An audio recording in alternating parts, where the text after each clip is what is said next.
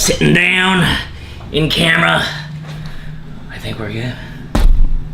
And today, I'm here joined by Chris Mayhew on The Magic Show. Hello, everybody. Chris, you are known for doing a couple things in magic. One of the things that you're known for, one of your biggest projects to date, was the series of Unfortunate Effects. Oh, yeah, series of effects, yeah. Which I remember I got to take part in as a little cameo in the background. I was a background guy, but it was a lot of fun. Why don't you talk to us about that idea, why you want to make that movie, and how that came about? Yeah, sure. For me, it was really just a project for bringing the Toronto magic community together. I had just moved to Toronto maybe, I think, 2 years prior to that project. And so I was really just at the time absorbing all of the friendships and relationships that Toronto kind of had, that the Toronto magic community kind of had going for it. And I really loved the people in this city. It really is an awesome place to be. And so I just wanted to really kind of take that group of people and show the magic community what we have here. Yeah. And so that's really where that project kind of sort of was, I guess, incepted with my buddy Ben. We had talked, about doing something, with all our Toronto magician friends. And it's funny, actually, the idea or the story behind the project I had way before I had moved to Toronto. But it was really just an idea for a story, for like a magic movie based off of Lee Asher's 5-Card Stud, which you've had him on this show, so he is all awesome. about that. And that's an awesome little movie. Yeah, and so I remember seeing his 5-Card Stud and loving it. Just loving the idea that there could be a magic project that's more than just about the magic. That there really was something interesting to just follow along. And so I'd wanted to do something like that, and I had come up with an idea for a story. But it wasn't until I had moved to Toronto and met all the wonderful magicians here that it all kind of came together, and I talked to Ben, and he's like, yeah, I want to do a project with all these magicians, I was like, oh, well, that was pretty quick after you moved here. That did not take too long. No. Well, honestly, it didn't take too long because I had already been thinking about the project probably like 5, 6 years before. Who wrote it? I wrote it, and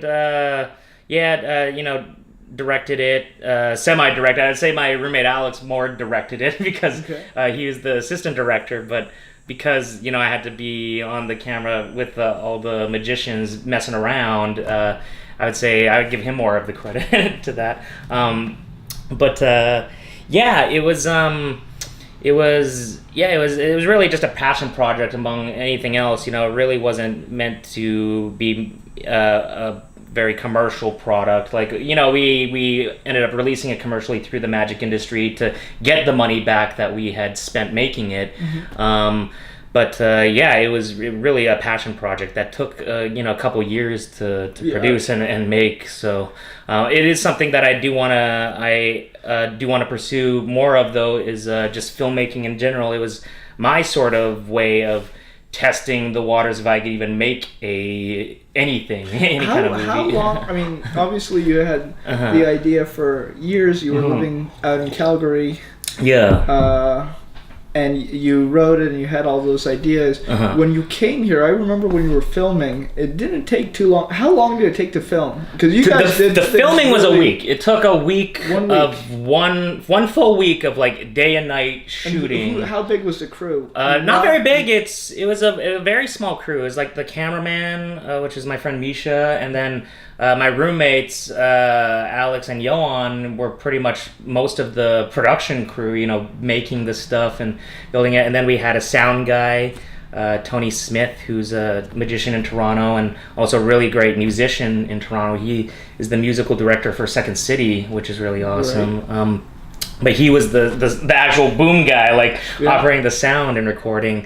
It was a very small indie shoot, right? Which is so accessible to anybody now, that's why we did it. Doing this. That's precisely, it's why we did that, because we realized that we don't need an entire Hollywood production crew in order to make something. We really just need our friends, and a couple, cheap equipment. Even the camera was nothing substantial, and so yeah, it was a test to see if we could create something interesting for the magic community, but also a test to see if we could produce something that is a lot more than just a magic project. It is a sort of a magic movie in and of itself. Did you guys get all the shots that you want to get in that 7 days? Yeah. To be honest, everything was done. Yeah, we got basically all the shots that I wanted to achieve. We did. I would say that I'm not happy with some of the shots. Yeah. Like we definitely could have done some of them a lot better. I think everybody looks at their work and like, yeah. man, I like. Yeah. For me, I think the biggest shot that honestly was the most complicated was just that opening shot, and that one, you could see that's awesome. That's an awesome shot. It's a cool shot. Again, we didn't have the Steadicam equipment, to really get the nice shot that we want. But I think that the wobbliness actually adds sort of a very like nightmarish kind of sketchy look to it, which seemed to work for that aesthetic. But that opening shot, I think, was probably one of the harder shots to achieve because who designed that shot? So it was something we had to find, actually. So all I had in my head was just this long hallway shot, whereas the figures at the end of the hallway, in the distance, and we're crawling towards them, right? But by hallway, I mean like just darkness, right? I just wanted like darkness and then that person, but hallway's a way to achieve that, right? But we had locations scouted a couple places that had a long hallway and a basement to like an open area. And so I remember thinking we could get it to work, right? I was like, yeah, we could use this hallway. But when I showed it to Ben and the DP, they were like, and they disagreed. They're like, no, I don't think we're going to be able to make this work. And so I remember Ben had discussed changing the opening shot. He was like, oh, well, let's try coming up with something else, But I was very set on that shot. I was like, no, this shot, like I really want this shot. Yeah. And so we had to like last minute, this is like the day before production, find a spot that would work, and it ended up being Ben's dad's dental office in his basement. And I remember Ben, he just he drew it out for me, because we didn't have time to go see it. He's like, yeah, this is the location, this is how it will look, as far as the layout of the room. I was like, we could turn that into a hallway, I guess. And luckily there's a lot of books in that basement, so there's a lot of neat old looking books that we could use for the actual set itself. So it ended up working quite nicely, but it was probably one of the shots we had to scramble the most for. Cool. Yeah. And I remember when you guys premiered it, which seems so much later. I don't know how long it took to finish, but it took a while to finish. It took about like a year and a half or so to because again, when you're not doing something professionally with a crew that you're paying constantly, you're working on other people's time, specifically Glenn West's time, who was the editor for it, and he edited it. Yeah, he edited it. I helped him. I did scenes too, but he was the main editor, and he's got a full-time job, a wife and kids, Yeah. So yeah, trying to find the time to actually work on the project, is probably the most difficult thing, which is why it takes so long. Yeah. But that's pretty much with any kind of passion project. If you're working with friends, which honestly a lot of people say like keep friendships and businesses separate, which I would agree to a certain extent. But I would say there's also a true joy in collaborating with people that you love and like. As long as you make it about the project and the passion of the project and not about the money, right? Yeah. It's when you start making it about the money and how much money is going to be made and who gets what, when it gets sticky and relationships are broken, right? Yeah. But if you come at it as you want to create a project and this is all about the project and that, and just making a passionate project, not about the money, then it makes it a little easier to collaborate with certain people because that they love and care about the work that you're doing rather than they just want that paycheck. Yeah, no, it's one of the hardest things keeping businesses and friendships together because there's some everybody comes at things from their own idea of way of doing things and their own their own hopes and dreams for the project. Precisely, and their hopes and dreams might not align with yours. Also, their own timeline. That's one of the big things I found whenever I worked with anyone, is they might have a vastly different timeline in mind than you. You might want something to be done, in 2 months, and they might be thinking, "Oh, doesn't matter if it takes 2 years." Right, that's true. And I've seen some magicians get burned like that, which is unfortunate. I've seen, I won't mention any names, but there's one magician who I remember the company was supposed to release this video project of theirs, and it took years. Like, I'm talking like 5 to 10 years right before this video came out, and by then the dude had completely moved on with his life, right? Yeah. And they released the video, but it was just like the guy was like, "Oh, people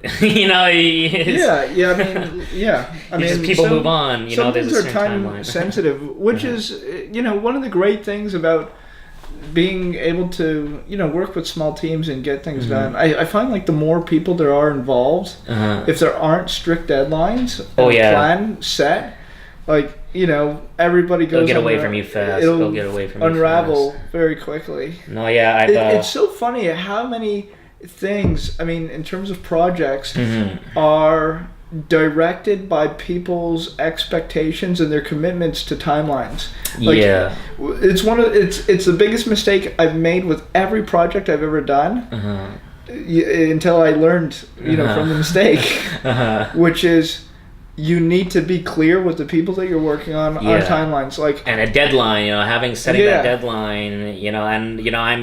I'm probably the biggest hypocrite when it comes to this, because I'm working on some projects right now with friends where there is no deadline. It's just like on the whenever we have the time we pick at it. Yeah. But I could see even doing it that way, just makes it so much harder to finish. No, the schedule. The calendar is the most important thing, honestly. Yeah. Getting people together and saying like, okay, we're going to do this amount of work on this day, and then we're gonna continue on this day, and this is the steps we need to do, and this is when we're going to be done. You have to have that consistency, and not only do you have to have that consistency, but you yourself have to be the one to push it, right? Because if you even let things relax for a little bit, everybody else feels like they can relax, and then it all falls apart. And that's something I've really noticed, that if I want any kind of project done myself, I really have to be the one to make sure that I bring that energy and that enthusiasm to whatever it is that we're doing, and keep that energy, enthusiasm, and not let it up, because the moment you let it up is the moment people feel like, oh, maybe he doesn't care about the project anymore, and maybe we'll just. It's we'll funny. Wait. You have to absolutely lead the charge, like 100%. Like even if you're not in charge. Actually, if you're not in charge, here's the thing. What I learned. If I'm in charge of a project, I'm in charge, and everybody's. And I'm sure it's the same way with you as a director. Everybody else is working for you, and they have to listen to the deadlines and the things that you're working on. Oh, for sure.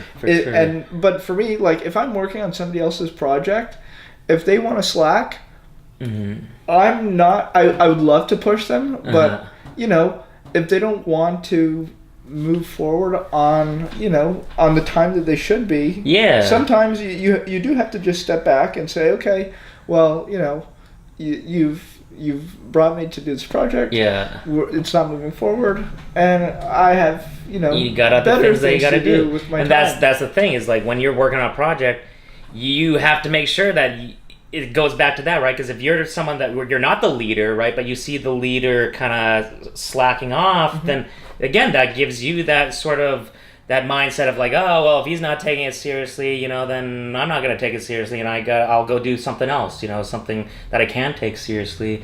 And so, I definitely have seen certain projects, definitely wither away, when you just, there's just even a week goes by where you don't communicate with somebody, and then they've just moved on to something else. I can give you the perfect example for myself. I was working.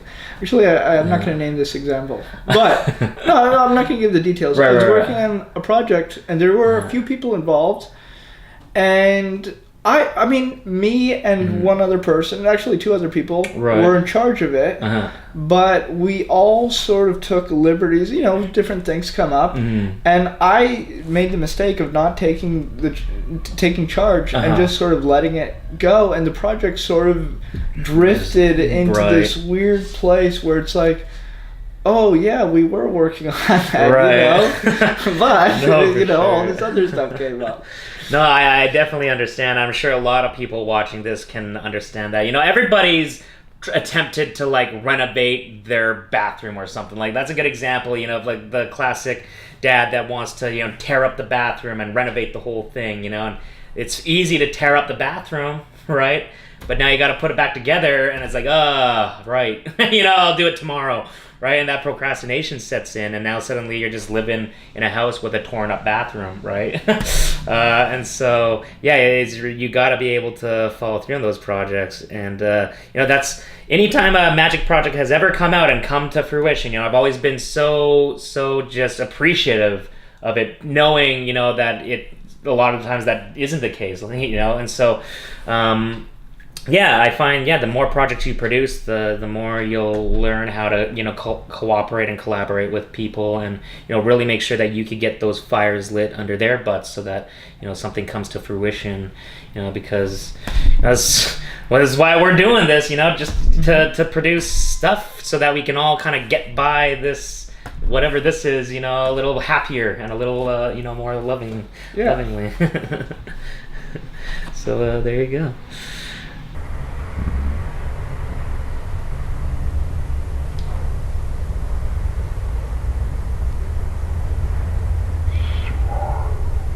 One of the things I wanted to talk to you a little bit about is going back to the movie.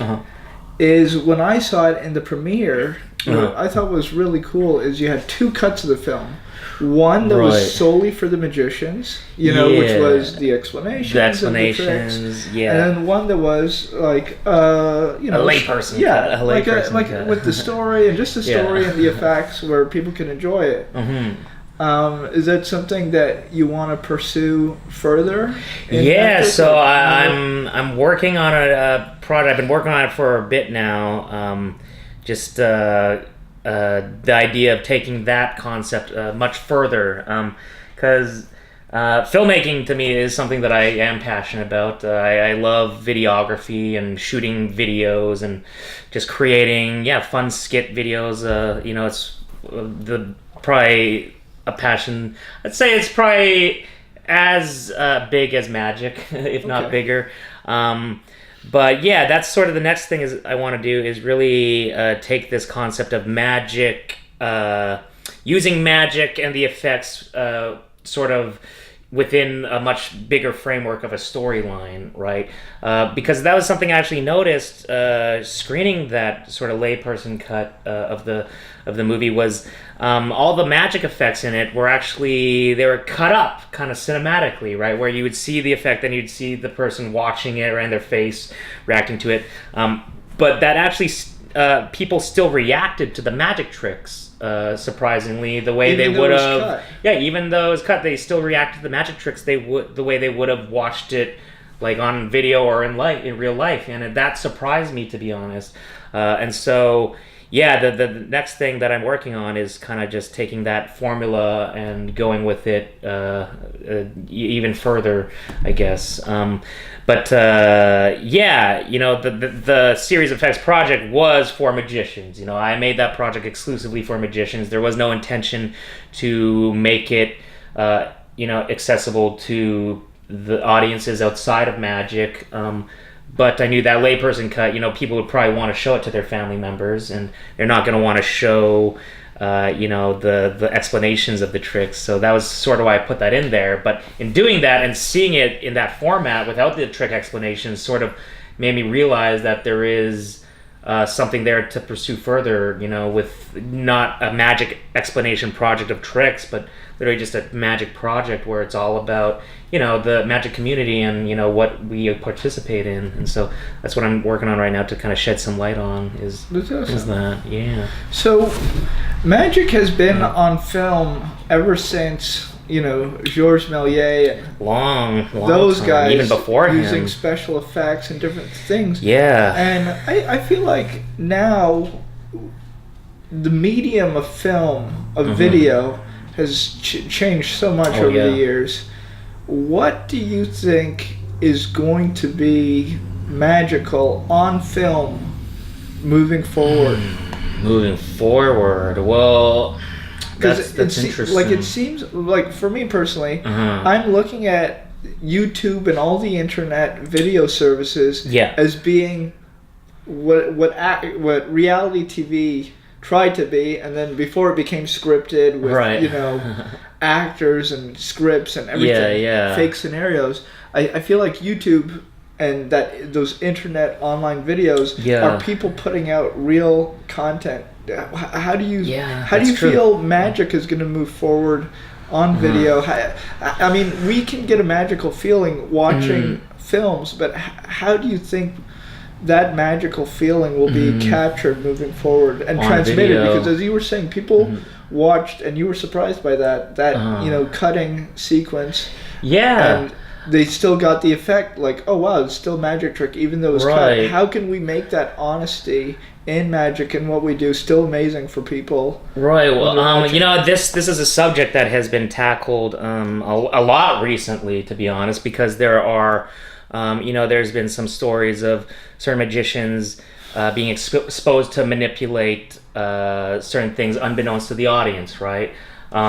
And so, there's been a lot of talk about, the trust that the magician and the content creator has to have with the viewing audience, and how do we, keep that trust when we're living in a world of video editing? It's such a fragile thing. Like, I feel like the magicians, like the real magicians who are going on camera and stuff, built up a certain level of trust, which makes the audience enjoy what they're watching. But the biggest problem with that trust is there's people using that trust to get away with things that they shouldn't be getting away with. And what I mean by that, just briefly, there's magicians who are hiring actors to react to stuff that's actually impossible in videos, and different stuff. How can we move forward keeping that level of trust and building upon it? Because I think the whole success of people feeling magical feeling is that they trust that what they're seeing isn't just special effects, because that there isn't video editing and camera trickery, like that's their hope, and obviously sometimes there can be, right? And so really we have to take it upon ourselves to make sure that the content we produce doesn't breach any of that stuff. But I don't know, like it's a tricky, very tricky area, all I could say is good magic will speak for itself. Like if you create an awesome trick or card, honestly I feel like social media and that medium is better suited for cardistry than it is certain magic. A lot of magic tricks require a lot of setup, right? A lot of framing involved, right? And so that is hard to come across on a 15-second video, right? The magic tricks that do seem to work in that medium are the really quick changes, where it's like, think of a card, bam, right? Well, it's interesting. Before this video, we were having a private conversation about long-form content, such as stand-up comedy shows, which different networks such as Netflix and HBO, different producers create this content, which is, I find, very hard to translate to video. As we're talking about, some magic tricks take 10 minutes to go through. If you just have a steady, frame in a single place, and you have a guy, if you have a guy sitting at a card table and he's just doing something for 10 minutes, and there's just there's no energy, it doesn't transmit. How can we use this to do those same pieces without just turning them into 15-second magic tricks? How can we use the long form videos, like the artwork of this stuff, to transmit the longer stuff that we do so that it is entertaining and fascinating. Yeah, honestly, I think that ultimately comes down to the production of the video itself. You know, like you can tell when a video is like poorly produced, right? If it's just a camera locked off on the back, or someone just holding, you know, their phone and recording the thing. But you can tell, you know, if there's multiple cameras and there's a camera, you know, coming in and showing close-ups of the cars that you're doing and kind of moving around. Like, the more cinematic I think you can make that video feel, I think the more the actual the more engaging it will be, and the more that magical and I think because there are those wider shots also, the audience knows that. I mean, especially if you're filming a live performance, like Penn and Teller, for example, when they do their show on television, most of the time it's close-up magic, and they film it really brilliantly so that there is a long establishing shot, right, and everybody knows that it's live. But then there's also, you know, an operator coming close and you know, and I'd say that's a perfect example of you know, a show that actually does capture the magic in a way where you know, it seems somewhat engaging. You know, I won't comment on, you know, the concept of the show itself. I know there's a lot of magicians, you know, that have their own opinions on that, but I would say just the way it was shot, like, you don't feel like you are missing something from the performance. You don't feel like they're trying to edit stuff out, you know, that and I'm sure they do, right? Yeah. You know, but you know, it doesn't feel like that. Feel, you know? Like, I'll tell you, for me, for example, they cut out a phase of my routine. Oh, really? They did. And so you were aware of that, but the viewing audience... I was aware of that after I saw it on TV. Oh, you know, they cut a phase out. Right. And I'm sure they had reasons of time and different stuff. Yeah. But what I find super interesting, like, it doesn't take anything away from the routine. It really doesn't. But it allows them to create a better flowing story. Right. Which is really interesting. I think a lot of magicians, we sort of look at our performance from afar, and it's we don't really keep in mind, is it entertaining all the way through? Like, let's say we have to do 15 minutes on stage. That's very true. We always look at it afar. It's like, well, you know, does this 15 seconds make sense? Is this keeping people engaging? No, for sure. Obviously, when people are in a room, it's different when people are on video. When they're in a room, they're not really going to be, you know, looking at their phone during a show. Whereas on a video, most people are watching videos. They can do something else. Yeah, they can. First of all, they can leave the video. Yeah. But let's say they're sitting through the video, unless it's engaging the whole way through. And I know this for myself. Many times, I leave a video on in the background, and I'll do stuff, and I'll be listening and checking in from time to time, doing other stuff, or, you know, I'll be looking at messages on my phone, and doing the multitask. Yeah, and it's like, I feel like, first of all, it's not only me. I feel like, you know, studies have shown most people, that's how they consume television passively. Television used to be engaged in a much more, what is the opposite of passively? Opposite of passively, I guess, aggressively? No.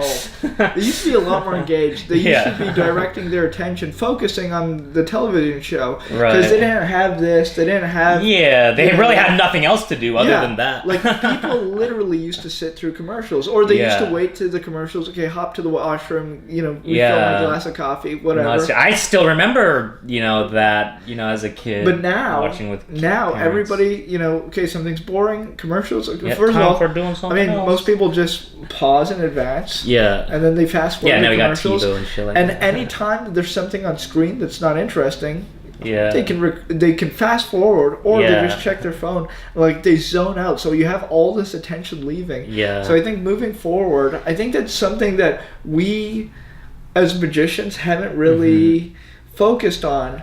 But it's like, I think it's super fascinating. How do you keep people engaged doing that long form content that just isn't like, different, like it's very easy, I feel, to make a 5-minute video where you're changing the scene every 15 seconds. Lots of stuff happening. Yeah, if you're just changing like with a new group of people every 10 seconds, then it's like ADD. Gonna be, honestly, there was something, this dawned on me actually. So in Toronto, Ben and Jonah run Newest Trick in the Book, right? Which is this kind of magic open mic.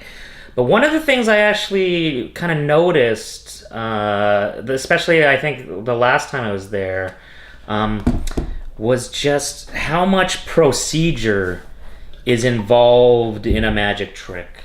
And it's getting back to what you're talking about, like how do you make that entire performance or that entire trick engaging, right? And one of the things I noticed was that a lot of times not a lot of people are doing that.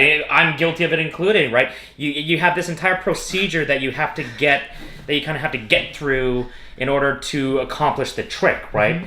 And people have maybe a framing or two or some words or lines in between, but when it comes to like, dealing or having to go through a book and find a word or color a piece of paper or something like that, right? All that procedure before you can actually get to that final magical moment seems like that and feels like that. It feels like this procedure. It's not entertaining. You're just having to get through these motions and steps so that we can get the wow moment, right?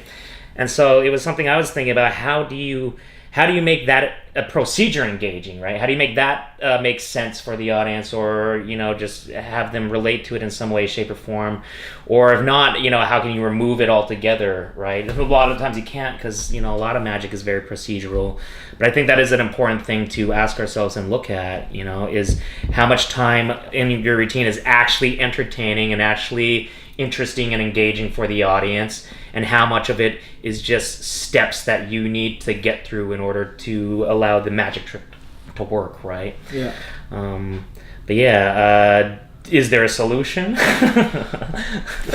I don't think there's an easy solution. I think part of it is just it's thinking. The art of developing your magic, really. Yeah. I mean, I know for a lot of the routines that I do, they've evolved throughout the years. Like, they're radically different than if you saw them years ago, just because I've either had to make them more entertaining or solved certain technical problems, or just make them more into pieces that you can perform. And like, also the context is incredibly important. Like, I perform magic close up much differently than I do when I'm on stage, because there's it's a different form. You're right. This is all interesting stuff, though. But before we leave for the end of the day, I want to ask you, how can people find out about you? How can they find out what you're doing, and how can they contact you? Whether they want to see the work that you've released to the magic community, your films, your magic, your video stuff, whatever, how can I participate online with all the different social medias, so you can find me on the Instagrams, on the Facebooks, we'll put all the links and the Twitters. Sure. Funny enough, I've actually just started to really use the social medias for more content stuff. Like, for me, I've always been the mindset, like, I'll produce content for companies and that type of stuff, and use the social media for personal use, right? Friends and family. But it's not till recent where I've seen the potential for content on these platforms, and this some of the interesting stuff that you can do. And to be honest, like, I've been noticing that I do watch a lot of things on Instagram, and there's some really cool stuff happening on Instagram. And so I definitely am starting to play around those playgrounds a little bit more, but I will still try to push as much stuff out into the magic community via the companies and all that stuff. They can be fun to work with depending on the project. But yeah, I'd say that's probably the easiest way to get a hold of me, is just through the social medias. And of course, coming to Toronto, I love this city and the people that are in it. And so if anybody is ever in town, reach out, and we can definitely set up a jam session or two, and get people just connecting. Get people out, connecting, having fun. And is there anywhere that they can see you performing around the city? Yeah, like there's various venues. To be honest, I've kind of taken a little bit of a back burner to public performing recently. Like I'll do the private gigs every now and then, but I've been a lot more focused on video editing and producing videos and that type of stuff for people. And so, yeah, there's the newest trick in the book, which happens I'm sure Ben pitched this someone usually. I didn't see me. Remember my heat stroke? Oh, right. My stroke. Anyways. There's my buddies Ben and Jonah running a magic open mic every first Tuesday of every month in Toronto. And so if you're a performing magician, you can come and be on that show. But that's always a fun show to, work out routines that you've just been thinking of but have been kind of too afraid to give it a try. Yeah. And then they also have Tricks in the Six, which is they're just taking all the different working performers in Toronto and putting them on a nice kind of show and venue for them to do their stuff. But I'll be on those sometime, and then just hanging out in Toronto, just doing my thing. Awesome. Yeah. Thank you so much, Chris. Yeah, thanks for having me, Maddie. On the Magic Show. The Magic Show. All right, guys. Have a good day. Cheers. Cool. All right. Looks like you got some stuff. But wait. Please like the video. And please subscribe if you want to see more. Yes. Do all those. Now you can go. Now. Hugh Scott Shuffle. That's not Hugh Scott Shuffle. This is Hugh Scott Shuffle. Bye. Right. I'm the worst at remembering that stuff at the end. God damn it. Oh gosh.